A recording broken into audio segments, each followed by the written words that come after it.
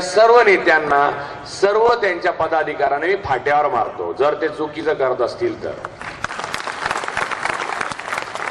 कारण 23व्या वर्षी फासावर गेलेल्या 3 लोकांची माहिती आता आपल्याला मिळते. याच्या व्यतिरिक्त असंख्य लोक म्हणजे बटुकेश्वर दत्तला जन्मठेप झाली होती, त्याला भगतसिंगने लिहिलेलं पत्र माझ्याकडे, मी सगळं वाचून दाखवणार आहे. आज मी माझं भाषण कमी करणार आहे आणि भगतसिंग यांचं भाषण जास्त करणार आहे.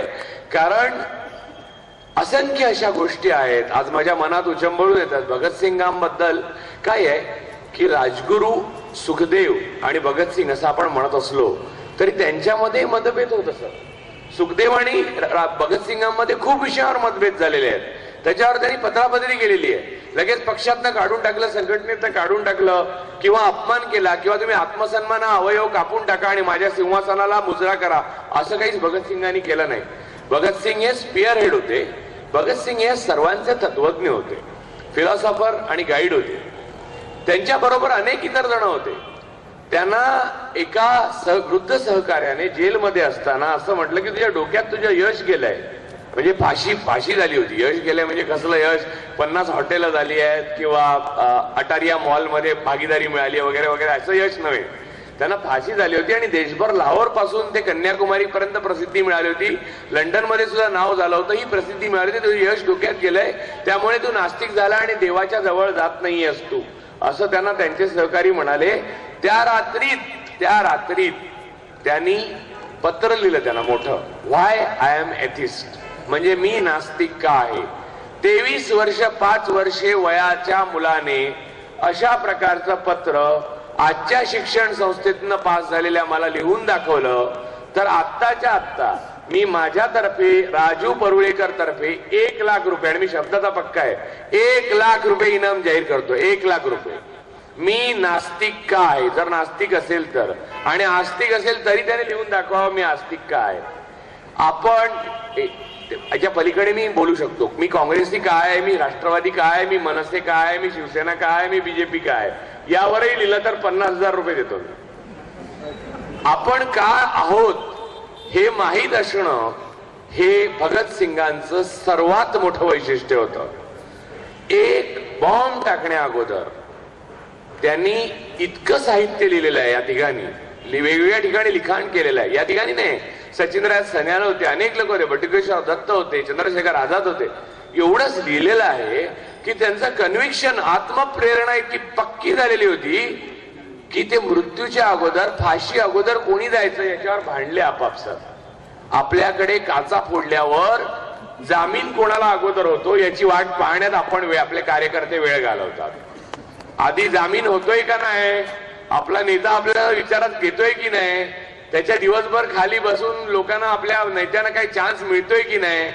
सर्व पक्षामध्ये ती स्थिती आहे, सत्ताधारी पक्षामध्ये नाहीये, कारण त्यांना काय आंदोलनच करावं लागत नाही, त्यामुळे जामिनीचा प्रश्नच येत नाही.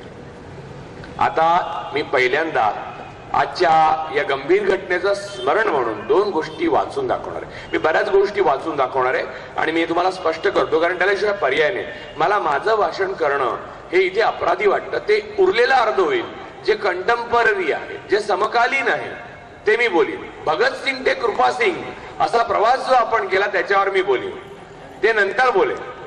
पण आधी मी भगतसिंग यांच्यावर बोलेन, राजगुरू यांच्यावर बोलेन, सुखदेवला पत्र लिहिलं त्याच्यावर बोलेन. नव्हे, मी ते तसं वाचून दाखवेन. मला त्यांच्या शब्दामध्ये कोणताही फेरफार करायचा नाही. त्याच्या अगोदर मला चष्मा लागला, 40 झाली, काही केलं नाही आयुष्यात. मला नोबेल फॉर पीस साठी मी योग्य आहे, कारण शांतता बाळगली 40 वर्ष. I hereby certify that the sentence of death passed on Bhagat Singh has been duly executed and that the said Bhagat Singh was accordingly hanged by the neck till he was dead, and as a jailer of the jail on Monday the 23rd of March 1931 that the body remained suspended for a full hour and was not taken down until life was मला दिसत नाही, 1 minute. assured tapeable ascertained by medical officer to be extinct and that no accident, error or other misadventure occurred. Superintendent of the jail at Lahore. हे त्यांचं death certificate आहे. आता मला एक गोष्ट वाचून दाखवायची, त्याच्यानंतर लगेच आहे. तुम्ही मूलतः हे वाचून ऐकून घ्यावं अशी माझी अशासाठी इच्छा आहे, कारण जर तुम्ही ऐकलं नाही तर तुम्हाला कळणारच नाही की भगतसिंग काय होते. आणि भगतसिंग तुम्हाला इंग्रजी सर्वांना कळेल का मी मराठीत वाचावं? मराठीत वाचलं तर त्याची मजा जाईल. ते मूळ उर्दूत आहे, त्याचं इंग्रजीत भाषांतर अधिक चांगलं झालेलं आहे, कारण त्यांच्या सहकार्याने ते केलेलं आहे. त्यामुळे मी इंग्रजीत वाचतो. जिथे कोणाला अडचण येईल हात वर करा, मी मराठीत करतो. Letter to the second LCC convicts, म्हणजे LCC म्हणजे Lahore conspiracy convict. On March 22nd, the second Lahore conspiracy case convicts who were locked up in ward number 14 near condemned cell sent a slip to Bhagat Singh asking him he would like to live.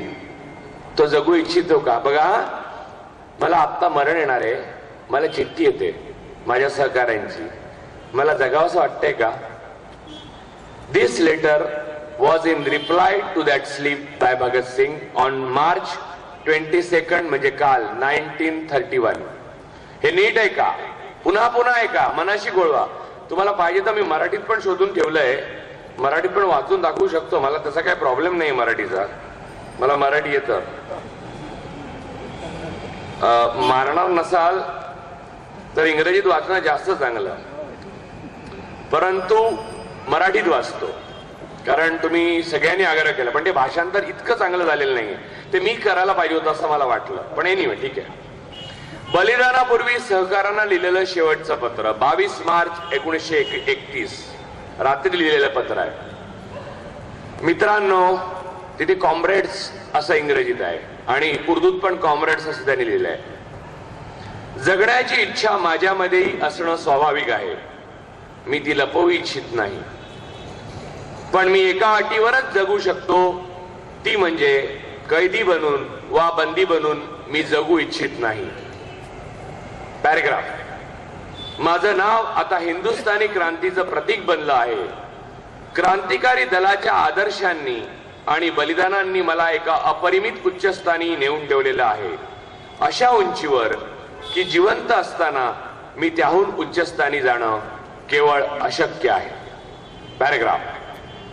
माझ्यातल्या कमतरता आज जनतेसमोर नाहीत, पण त्या आहेत. हे between the lines आहे.